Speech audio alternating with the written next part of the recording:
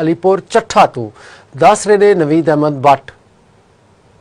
जी बिल्कुल Iran America जी कशीदगी एक बार फिर अरूज ते वे ਉਹਦੀ वजह तो पाकिस्तान ਦੇ ਵਿੱਚ ਵੀ आम शहरी ਜਿਹੜਾ बड़े मुतासर हो रहा है। इस टाइम ਜਿਹੜੇ हुकूमत ने ऐलान किया सी कि ਜਿਹੜੀ तेल दी कीमतां ने ਉਹਦੇ रोज़ ਦਾ रोज़ तयन किया जाएगा। हो सकता है कि 1 घंटे बाद भी तयन किया जाए। ये सोशल मीडिया ते भी खबरां गर्दिश करदी हैं, लेकिन हुकूमत ने ये सच कर विखाया कि इस वक्त ਜਿਹੜਾ कि कशीदगी तो बाद 2 बारी तेल ਜਿਹੜਾ ये महंगा हो चुका है।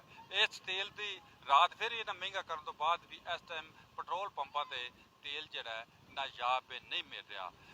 मोटरसाइकिल गड्डियां वाले रिक्शे वाले आउंदे ने आके पेट्रोल पंपों से गल करते हैं, लेकिन वो पेट्रोल पंप वाले कहते हैं कि तेल नहीं है, तेल पिछों आ ही नहीं रहा। अलीपुर ਚੱਠਾ के शहरी सरापा सवाल ने और हुकूमत अगे मुतालबा भी कर रहे हैं। मेरे नाल कोई शहरी मौजूद ने, वो की आंदे ने, उन्हां नाल गल करने। ਅਸੀਂ ਵਰਪਾਲ ਜੱਟ ਤੋਂ ਆਏ ਹਾਂ ਸ਼ਹਿਰ 'ਚ। ਅਸੀਂ ਪ੍ਰੈਕਟੀਕਲ ਲੈਣ ਆਏ ਹਾਂ ਵਰਪਾਲ ਜੱਟਾਂ ਤੋਂ, ਕਿਉਂਕਿ ਸਾਨੂੰ ਪੈਟਰੋਲ ਨਹੀਂ ਮਿਲਿਆ। ਸਾਡਾ ਬਾਈਕ ਦਾ ਪੈਟਰੋਲ ਖਤਮ ਹੋ ਗਿਆ।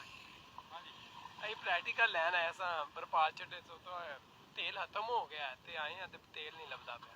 ਜੇ ਤੁਸੀਂ ਇਹਨਾਂ ਬੱਚਿਆਂ ਦੀ ਗੱਲ ਸੁਣੀ, ਇਹ ਵੀ ਕਹਿੰਦੇ ਨੇ ਕਿ ਅਸੀਂ ਜਿਹੜਾ ਹੈ ਕਿ ਸਾਡੀ ਤਾਲੀਮ ਦਾ ਮਸਲਾ ਸੀ, ਪ੍ਰੈਕਟੀਕਲ ਲੈਣ ਆਇਆ। ਕੁਝ ਬੱਚੇ ਜਿਹੜੇ ਨੇ ਅਕੈਡਮੀਆਂ ਤੋਂ ਜਿਹੜੇ ਨੇ ਤਾਲੀਮ ਹਾਸਲ ਕਰਕੇ ਵਾਪਸ ਜਾ ਰਹੇ ਨੇ, ਲੇਕਿਨ ਇਸ ਵਕਤ ਜਿਹੜਾ ਅਲੀਪੁਰ ਚੱਠਾ 'ਚ ਪੈਟਰੋਲ ਦੀ ਸ਼ਾਰਟੇਜ ਮਹਿਸੂਸ ਹੋ ਰਹੀ ਹੈ। ਹੁਣ ਵੇਖਣਾ ਇਹ ਵੇ ਕਿ ਜਿਹੜੇ ਸਾਹਿਬ ਇਖਤਿਆਰ ਨੇ, ਅਰਬਾਬ ਇਖਤਿਆਰ ਨੇ, ਇਸ ਚੀਜ਼ ਦਾ ਨੋਟਿਸ ਲੈਂਦੇ ਨੇ ਤੇ ਆਵਾਮ ਨੂੰ ਖੁਆਰ ਹੋਣ ਤੋਂ ਬਚਾਉਂਦੇ ਨੇ, ਜਾਂ ਇਸ ਤਰ੍ਹਾਂ ਹੀ ਜਿਹੜਾ ਇੱਕ ਨਵੇਂ ਤੋਂ ਨਵਾਂ ਜਿਹੜਾ ਮਸਲਾ ਜਨਮ ਲੈਂਦਾ ਨਜ਼ਰ ਆਵੇਗਾ। ਜੀ ਨਵੀਦ ਅਹਿਮਦ ਬੱਟ।